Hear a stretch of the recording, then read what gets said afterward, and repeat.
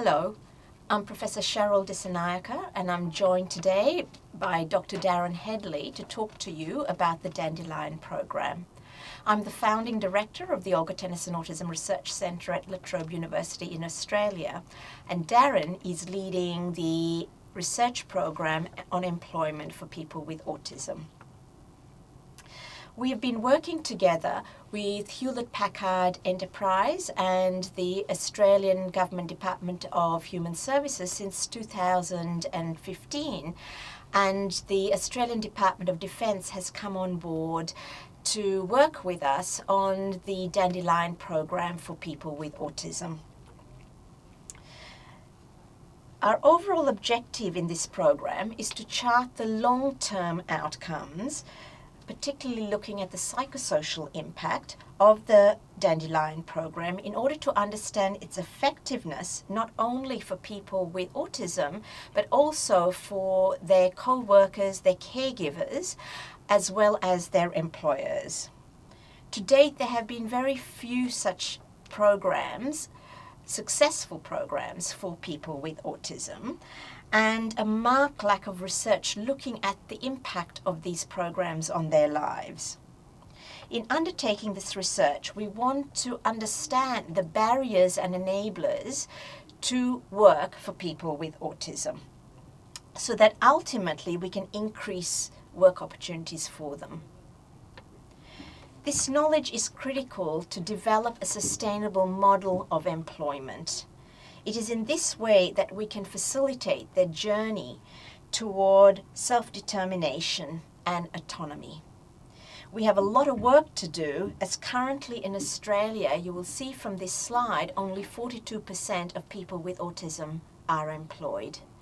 Dr. Headley will now take you through a summary of our research to date. Thanks, Cheryl. So I'll start with our methodology. We've got two main, avenues for our research that we're pursuing. First, we have a longitudinal survey, and we have a number of questionnaires that we administer before people start working in the program, and then we re-administer those questionnaires every 6 months. We include not only the trainees in the Dandelion program, but also their support staff, co-workers and family. And we also try and follow as many unsuccessful candidates as we can. So we've got a little bit of a control group so we can see sort of the normal course of events versus the outcomes for people who are involved in the program. We also are pursuing a line of qualitative research. To date, we've done a couple of focus group-led research projects where we've conducted interviews with people involved in the program and also with people who are co-workers who are involved, maybe not as closely with the program, but working within the same organisation. We've also started work on developing an economic model of the impact of the program on the broader economy. And we're also involved as researchers in consultation with HP and with the organisations around the Dandelion program. This has involved helping to develop a knowledge base, for example with the transition program. We are involved in consultations and meetings with people with the support team, and we're also involved with the development of assessment instruments. Having a look at our participant base, these are the participants in a longitudinal survey. As there's staggered starts across states, there's a little bit of a lag in terms of data collection, but you can see from the numbers there that although we do have a little bit of a dropout, we're maintaining around about a 30 sample size of around 30 individuals who are trainees in the program, and then smaller groups of co-workers, family and unsuccessful people that we are following across 4 to 5 time periods, which represents at least the 3 years that people are involved in the program. Our first study, and Cheryl touched on this, was a systematic review of employment programs for people with autism. We identified 60 studies that met our inclusion criteria, and which essentially revolved around interventions or programs that looked at employment-related outcomes for people with autism. While the participant sample size across studies is rather large, it should be pointed out that the large number of individuals came from the US VR studies, which look at individuals across the country. However, programs looking at small interventions or employment-specific programs were a lot smaller, with groups as small as 20 individuals, maybe up to around 100 for a larger study.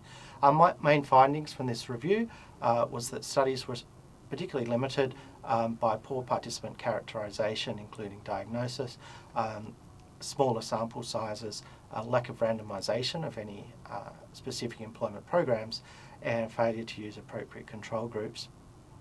There was also a poor conceptualisation and measurement of outcome-limited study outcome variables, which limited the study quality and interpretation. And we suggested that future research will require multidisciplinary and multifaceted approach to explore employment outcomes on the individual, the family system, work colleagues, and the impact of the individual differences. And that's what we're attempting to do with our research program. Second study involved some focus groups with one of the teams in one of the states, and we conducted this about 6 months after the individuals had started work within the Dandelion program. Our aim was to understand the experience of the transition to work within the program and to get a sense of the barriers and factors promoting success as well at work. So our main findings from the focus groups were that we identified 3 main themes. These included the enablers, the challenges to successful work outcomes, and the outcomes themselves. Some of the things that facilitated success at work included the amount of organisational support the teams were receiving, including from their co-workers, the leaders or the managers within the work teams that they were involved. We identified specific environmental modifications that had been made, and also autism specialist support in the form of a consultant who worked with the teams full-time as a support worker.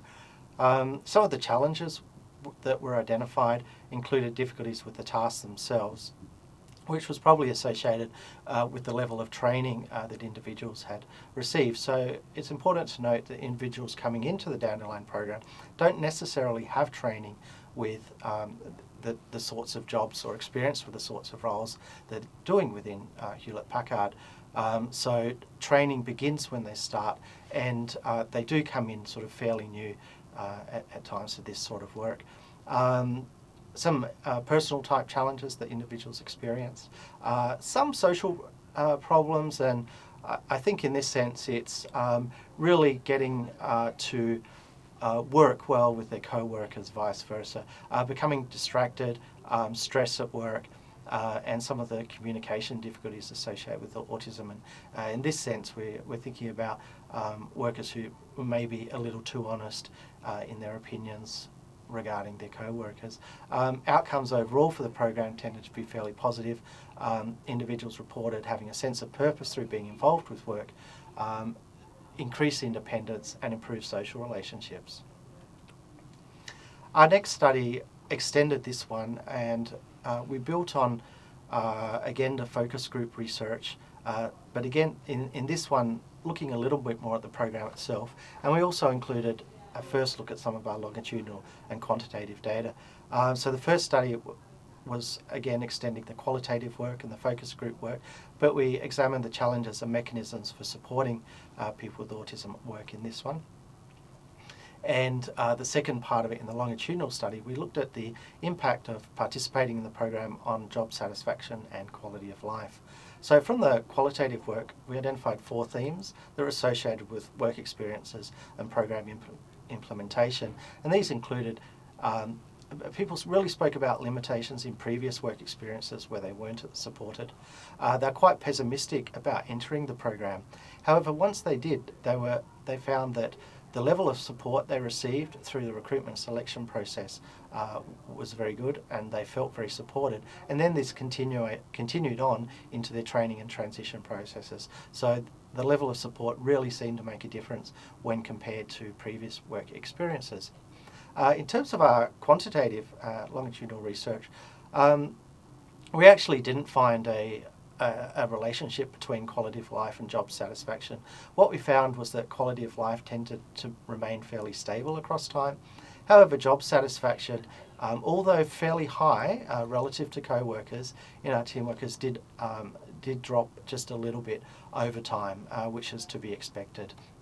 But we'll continue this work with our larger sample and over a longer time frame as well. And the final area that we're pursuing is looking at, and this is something that's been highlighted within the Dandelion program, and that is that mental health conditions and concerns, particularly anxiety and depression, are quite high amongst our trainees. So that's something that we're looking at through our questionnaires. Two variables that or factors that come up as being quite salient are depression, and tied to that as suicidal ideation, which is something that we're also looking at. And the reason we're looking at this is that both of these things are particularly high in people with autism, much more than other clinical groups. In our group, we do see that around 25% meet criteria for clinical depression according to our questionnaires. This is a little bit lower than's been reported in the literature, which can range maybe between 30 and 40%. However, it's still much higher than comparison group without autism.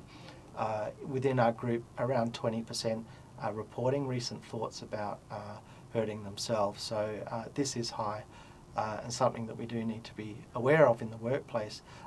We looked at, in this study, loneliness. In the second one, the degree of social support and how this affected these outcomes. We found that in this study that reduced loneliness also reduced depressive symptoms, and at the same time the suicidal ideation. So we think that interventions that improve opportunities for social inclusion, thereby reducing loneliness, can have long-term impacts on the risks associated or that seem to be higher in people with autism concerning these factors. And the next study in this section looked at social support that people were receiving, and again with the same outcomes in terms of depression and suicidal ideation as our outcome variables. So with this study, we actually didn't find that social support was as related to depressive symptoms as we did with loneliness. However, we did find that one aspect of social support was related to depression, and this is what's called tangible support. And this is things, sort of the help that someone can receive to achieve things. So the example there, if I was sick, I could find someone to help me with chores. So this seemed to be associated with depression, and then therefore had an indirect effect on suicidal ideation. So we suggest that tangible social support may be a viable target for intervention and support programs targeting mental health and well-being, may indirectly reduce risks associated with suicidal ideation or behaviour. And what we're trying to get at with both of these studies is to see, well, some of the effects of the Dandelion program is that people are creating friendships, they're going to work. We hope to see a change in the amount of loneliness that they experience. So we predict that this will have a positive effect on mental health outcomes for these individuals.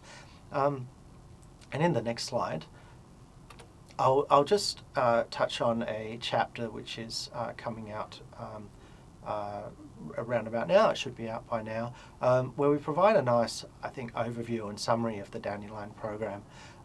We look at factors associated with employment, living with autism, and we provide a number of case studies of individuals, first-hand perspective of the impact of living with autism, particularly in relation to employment, and also a profile of the Dandelion program.